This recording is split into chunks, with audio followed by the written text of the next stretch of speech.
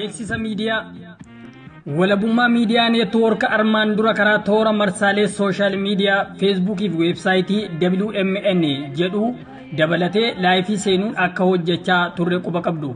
Dhaggeeffattootaaf hordoftoota keenya kabajamoo yeroo ammaa kana adeemsa duraan ture irraa gorsaa fi humna namaa dabalataan nu barbaachisu argannee gara miidiyaatti ol guddifne walabummaa miidiyaa neetwoork yeroo gabaabaa keessatti qilleensa irratti akka eeggattan isin beeksifna.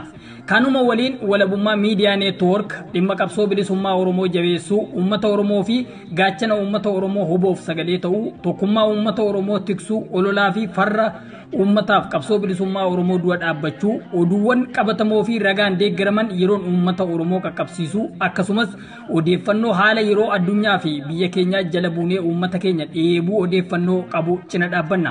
Gaaffiif deebii sirnaa fi sadarkaa miidiyaa eeggate namoota ogummaa qabaniin ni gaggeessina. Ilmaan Oromoo dhimma Oromoof Oromiyaa irratti waltajjii marii miidiyaa qopheessinee kan isin mariisifnu ta'uu gamanumaan isin beeksifna. Kana ta'uu hubachuun walabummaa miidiyaa neetwoork sagalee keessan sagalee keenya odeeffannoo ragaan deeggarame wayitaawaa fi ifaa ta'e kennuufiin waan dandeessan hundaan jajjabeessuun dirqama lammummaa ta'uu isin yaadachiifna. Walabummaa miidiyaa neetwoork WMN sagaleen keessan sagalee keenya.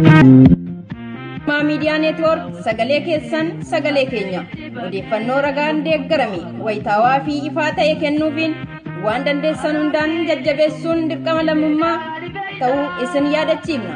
Walabummaa miidiyaa neetwoork WMN sagaleen keessan sagalee keenya.